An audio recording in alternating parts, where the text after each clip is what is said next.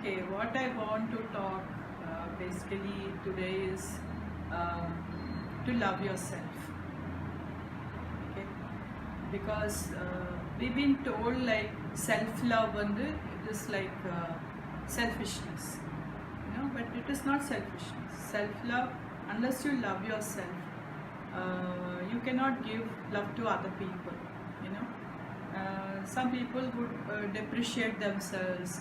You know, and those things are ingrained in us as housewives or homemakers or a woman or a girl child. We are always told so after everybody is given, you will be given, or your place is not here to talk, or you control yourself. Don't laugh so loud. Don't sit like this. Cross your legs. Pull your skirt. And don't be heard. You be seen. Somehow we feel that we are not very important, and very rarely you get into a family where you are cherished and you are nurtured and things like that.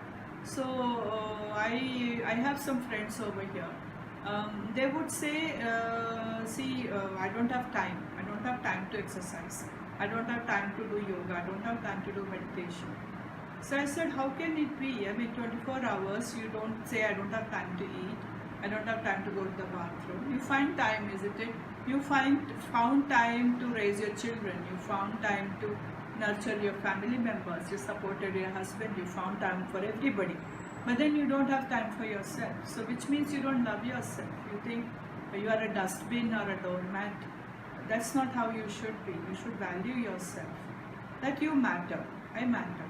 So do things to please others, but don't always please everybody else. Please yourself also. So now over 6 months, 5 to 6 months, I've been on a weight watching program, and I was weighing like 86.5 kilos when I started, and today I am 72.5. So which comes from self-love. If I didn't love myself, I would want to be healthy, I would not want to be strong, I would not want to be happy. I would continue being ill and sick and popping pills, which means you are not loving yourself. So if you love yourself, I think on the other extreme, you will not abuse yourself. You will not drink, you will not smoke, you will not do bad things to yourself, because it's a form of a death wish. Your body supports you to some extent. After that, it gives up because it wants to support you. But then you keep abusing, then the point comes when it cannot take it anymore. So now I find that my body listens to me. The cravings and the obsession with food, or keep thinking about eating all the time, all those things are gone. And you feel great, really feel great. Then a lot of small aches and pains, feeling of illness, not feeling great. Get up in the morning, you don't feel good at all, and then you can't put your finger to it. You cannot say, I have fever, I got headache. There's nothing like that. Generally, or a sense of malaise. You don't feel like getting up. Then you have breakfast again, you want to sleep. So these things are very important to look at.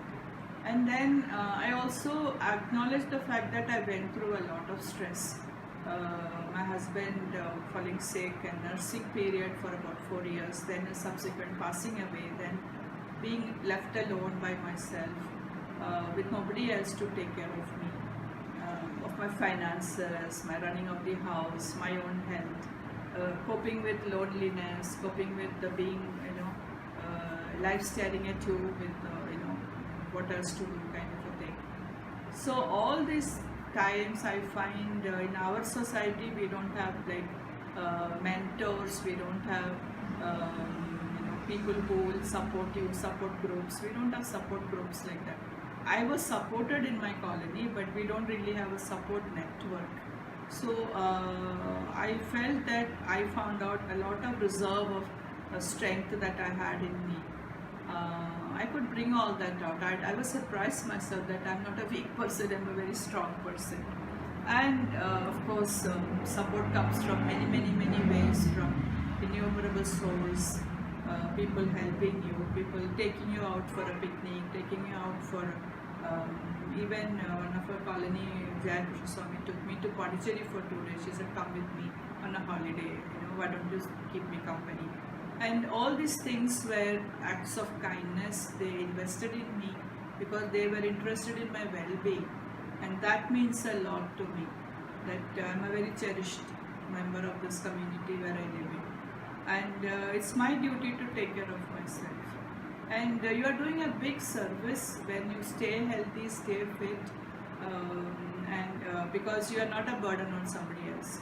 And the reality is, when you are a burden, nobody will be there to help you. I mean, you will be very, very lucky to have people helping you. Your own children won't come to help. Nobody is there for you. So until you are useful, people will use you. So we need to understand that. So for the first step is to love yourself, which is very important. I think it's one of my first commandments that I should say, that love yourself. So it's very important. Then only you can love other people. And then you will not hurt anybody else, because you know that's not loving. And when you forgive others, when you forget the bad things they did to you, when you can really forgive, and even if you cannot actively say sorry, you can do that in your prayers. So when you do all these things, it shows in your body and your mind. I feel decades younger than what my actual chronological age is, and I feel very happy at this point of my time. I would not say I'm very happy, but I'm very peaceful. Peace is more important. Happiness is very comparative, just a figure of speech. But I'm very peaceful. Every day, when the day is done and I'm going to sleep, the thought that comes is today becomes yesterday, tomorrow. So everything is Maya. There's nothing. Everything is fleeting. So your pain is also fleeting. Your joys are also fleeting. There's no permanence in anything at all. So don't pursue anything actively. If you pursue joy, it will be elusive. So when pain hits you, you say this will pass.